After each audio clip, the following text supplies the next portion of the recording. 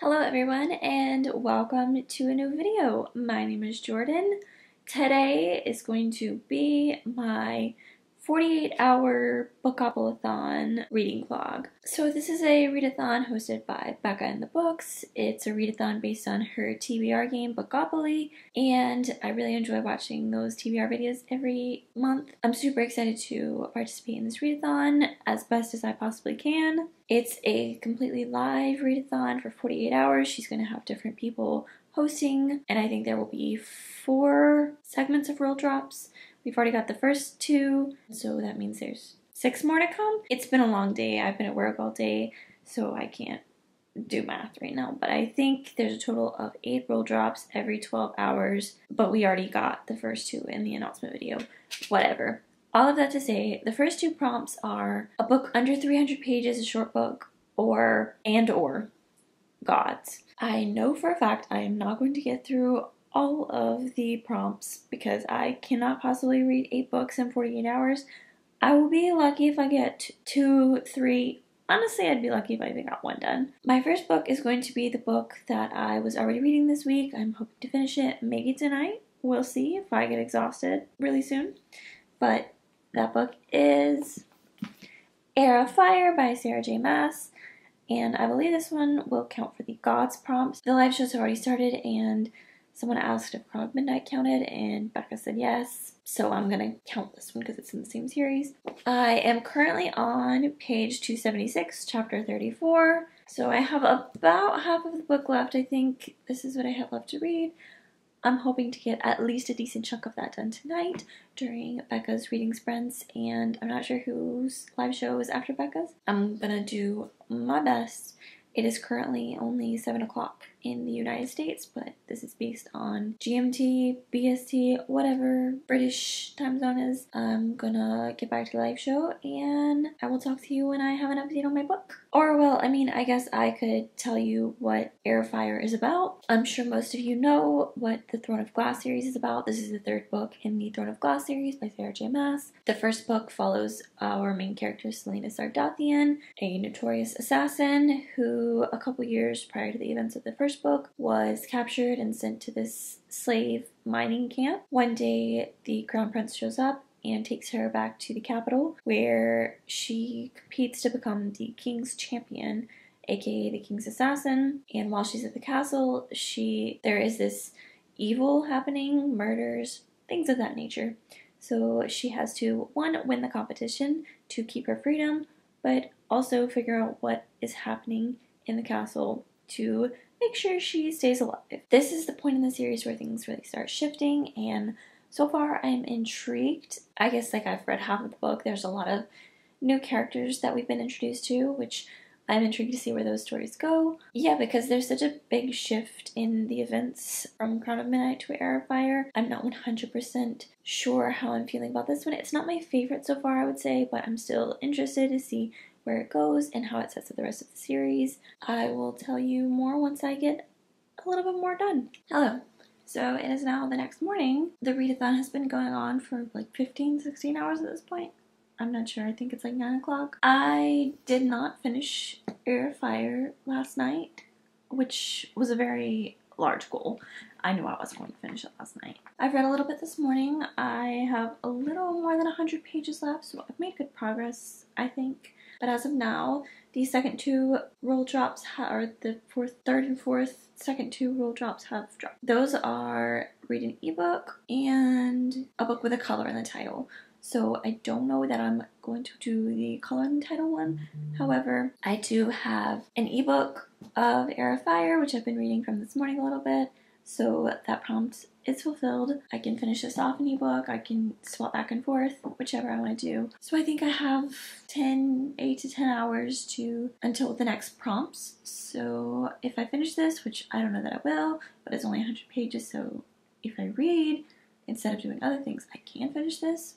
But we'll see. I guess I could try to fulfill either the under 300 pages prompt or the book with a color in the title, and my option for color in the title would be Actor Age Eve Brown, Take a Hint Denny Brown, whichever the second book in that is. I think it's Take a Hint Denny around. I'm not super interested in reading that right now, but my only options for color in the title are that book and The Red Scrolls of Magic, which I'm not gonna read that one yet. So I'm not exactly sure what I'm going to do. Yeah, we'll just see what happens whenever I finish Heir of Fire. As for my thoughts on Heir of Fire right now, I'm enjoying it. Not as much as Crown of Midnight or Throne of Glass, I would say. I think there's just a lot of plot threads happening. Not enough action, not enough of the separate plots. And then this battle scene has broken out seemingly almost out of nowhere. It's a lot of setup for the rest of the series, I can say. I am enjoying it because I love these characters so much. I love Selena, I love Dorian, I love Manon, I guess, is that how you say her name? I'm intrigued to see where that's going. The characters that I don't care that much about would be the love interests, I assume, who are going to be the love interests. I don't really care that much for Kale. I don't really care that much for Rowan. My favorite guys in the series would probably be Adian and Dorian. I don't know what it is about Sarah J. Maas's novels, but I'm not the biggest fan of the male love interests most of the time. I'm more interested in the female characters she crafts and how she can write them dealing with trauma and grief so well, and that's really showing in Heir of Fire because of the events that took place in Crown of Midnight. But I absolutely love her portrayal of Selena, and yeah, I'm just excited to see what the end of this book brings me. Hello, so it is currently 1:45 on Saturday, and I have finished my first book for the readathon. Apologies if you can hear the washing machine going, but I have no other option. Yes, I have finally continued Heir of Fire, our Throne of Glass series, after way too many years. I've had this book on my shelves for several years, hoping or thinking I was going to buy the other books in the series and finally finish it, and I've only recently done that, so making progress. Very good. So for the Bookopoly-thon, I'm going to count this for the Gods prompt and also ebook because I read a lot of the ending of it on ebook. So that's 2 prompts down out of the 4, 1 from each section of roll drops. As for my thoughts, I'm going to give this a 3.5 star rating just because I felt there were so many plot threads throughout the novel that didn't even have that much power behind them. I don't know how to explain it really well, but they weren't that impactful until the very end when they became suddenly impactful almost out of nowhere. I really, really enjoyed the ending of this, specifically certain characters, plot lines, and where that's going to go into the next books. I don't want to say too much because of spoilers, but I'm very intrigued to see how those play out in the future. But I can almost see how this is a bridge between the first and second book and the rest of the series because, like I mentioned, there's a huge shift that happens around here. I really enjoyed seeing that play out. I just don't think it played out as well as it could have because of the introduction of several new plot threads. But I was just happy to be back with these characters in this world again. Selena and Dorian, I love them so, so much. They deserve so much better. They deserve the world. Yeah, I mean, I guess there's not much more else to say about this because it is so far into the series. I hope I can actually continue the series soon with Queen of Shadows. I kind of want to pick it up now, but I kind of don't just because this was a lot. But yes, first book down, and it's a big one, even though I did read a little under half of it before yesterday. So I think we still have a few hours, 4.5, 6 hours until the roll drop. So I'm not sure what I'm going to pick up next. I could do some other things like housework, and I really need to film some videos. So I might try to do that. I did go shopping this morning just for fun. I got some cute shorts. That's been my day so far, reading the book and going shopping. But it's only 2 o'clock right now, so I have the whole day ahead of me. I will update you whenever I pick my next book and figure out what I'm doing. Hello, hi. So I have decided on my next book. I think the next roll drop is in like 3.5-ish hours. So hopefully I can finish this one before that happens, or hopefully I can fit it for whatever comes up.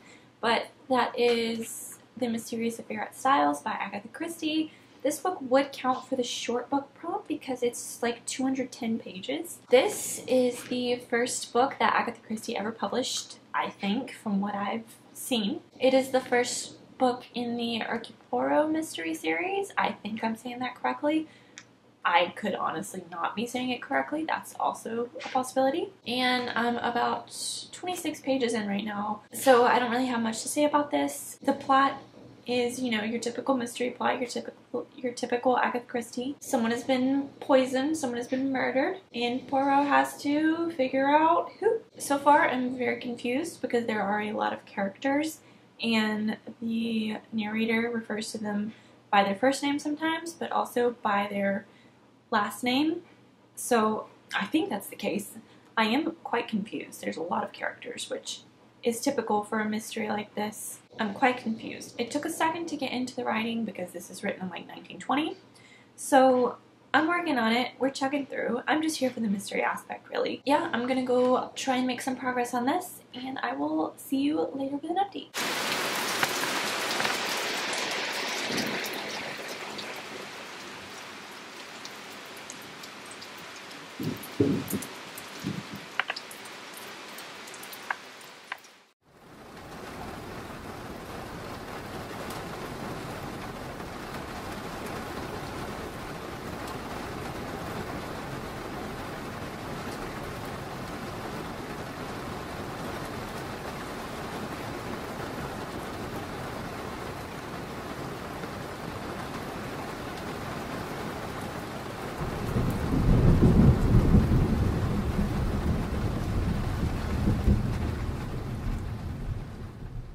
Hello, it is currently 7 p.m. on Saturday, so it is 24 hours into the 48-hour readathon. We are halfway there. Ignore my laptop if you can hear it taking off over there in the background. It's very overheated. But I have just seen the next set of roll drops on Gavin's channel, and they are spooky and young adult. So, for that, I think I can make this one fit for spooky. It's a bit of a stretch, but, you know, it's a mystery. There's a murder. Those are spooky items. Those are spooky occurrences. So I think I'm going to stretch it and try and fit this one for the spooky. As for young adult, I'm not sure what I want to read next after this, just because my next option was going to be a middle grade book. That's for later me to work on. Have a little under half of this left, so I can definitely get this done soon, and that's what I'm going to go work on right now. Good morning, everyone. It is the final day of the readathon. I think we have about 9 hours left of the readathon.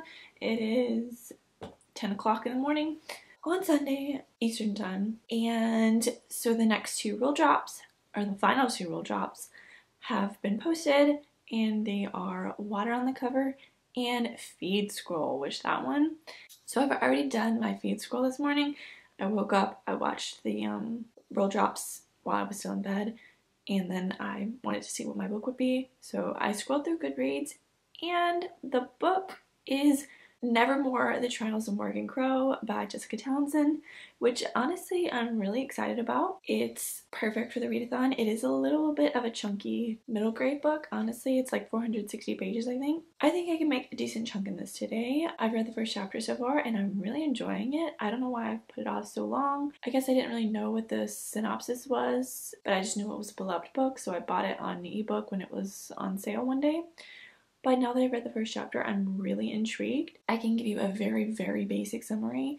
I can probably give you a better one once I've read a little bit more, but so far all I know is that there are these kids who are cursed. They cause all kinds of bad things to happen, and I think these cursed children are supposed to die on their, like, sometime during their 11th year, I believe. Our main character, Morgan Crow, is one of these cursed children, and she doesn't want to die, but she's approaching her 11th year.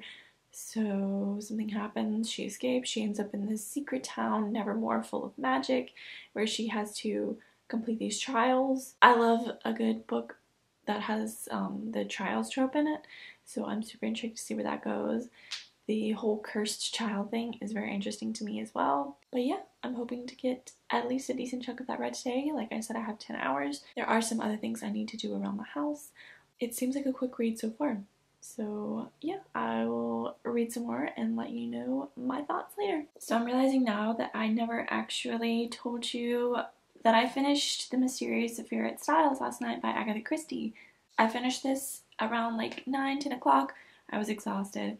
I did laundry. I picked up another book and read about 12 pages, but it doesn't really fit the prompts. So I'm just going to continue that later on. But yes, I finished this. I watched some of Gavin's sprints, as you saw, and yeah, this one ended up at a 4-star rating. I mean, it wasn't anything super special. It was your classic mystery tale, really. I really enjoyed actually getting to see Hercule Poirot for the first time. I've never read any of those mystery novels before, and he is definitely a character. I mean, I don't really know what to say about this. It's your classic Agatha Christie mystery. Someone died by poisoning, and they're going to figure out who did it and how they did it. I just thought it was very basic, but also, I mean, this was written in 1920, so it's probably one of the first stories that really did this. Don't quote me on that because I'm not well versed in the mystery genre, but I'm sure it was surprising and did what it needed to do, especially for the time it was written. You can definitely tell that this was written in 1920 from some of the things that are said just in passing. So there are like a few problematic words and sentences, but I'm sure you knew that because it is Agatha Christie, as I said. This had some courtroom aspects that I wasn't really expecting, and I did enjoy that. But yeah, I'm really just here for the mystery to figure out who done it, how they did it, and how the investigator is going to figure that out. So yeah, 4 stars. Really excited to dive more into Agatha Christie in the future. Just, you know, gotta get used to that writing style at first. It was a great ride and a pretty quick read. I read it all in one day. I mean, it's only 212 pages, but also that's really good for me. So yeah, like I mentioned, I'm working on Nevermore. Sorry, that's the microwave. It has some food in it right now. But I'm working on Nevermore by Jessica Townsend. Super interested in that still. Haven't read much more than I said a minute ago. I also downloaded the audiobook for Clockwork Angel last night, so I might get a little bit of that read today while I'm doing laundry and other household things. That could count for my YA prompt because I haven't read a YA book to count. But yeah, we'll just see where the day takes us. Hello everyone. So it is now 7:30. The readathon ended about 30 minutes ago, and I wanted to come wrap everything up for you. So I didn't do too much reading today just because I read so much yesterday and I had a lot of other things I needed to do, so I just wanted to take today to relax and not stress myself out. After reading so much yesterday, it was kind of difficult to focus on books, but I did manage to read 230 pages of Nevermore, The Trials of Morgan Crow, and I'm thoroughly enjoying it. I have actually ordered the next 2 books in the series, so those will be here soon. And then I listened to about 40 to 50 pages of Clockwork Angel, which rounds out to about 640-ish pages total for the weekend, which I'm very, very happy with. I might have actually read a little bit more than that because I read a couple hundred Friday night. Let me see. So I probably read around 700 pages for this readathon, give or take a little bit, just because I read some in Heir of Fire before the readathon officially started, but nonetheless, I have finished 2 books this weekend and started 2 more. Got halfway through one and a couple chapters into another. So I'm honestly very proud of myself with these statistics because reading has been a lot lately, just not been able to with work and everything. But I think this readathon really pushed me and sparked my love of reading again, and I could not be more excited about that. I found some great books this weekend. Really enjoyed Heir of Fire, enjoyed the Agatha Christie I read, and I'm absolutely loving Nevermore. I did not expect to enjoy it as much as I am, but it's just so mystical and magical and wonderful, and there's so many layers to it. I love the world so much, and I'm intrigued to learn more about Morgan and her adventures and her journey through the trials. But yeah, I'm probably going to read a little bit more of Nevermore tonight before I go to bed. I am definitely not going to be finishing it, but I'm gonna hopefully make a little bit more progress. That will be for either my wrap up or next week's vlog. That's all I really have. If you guys participated in Bookopoly-thon, let me know how your readathon went. I will see you with another video soon. Bye!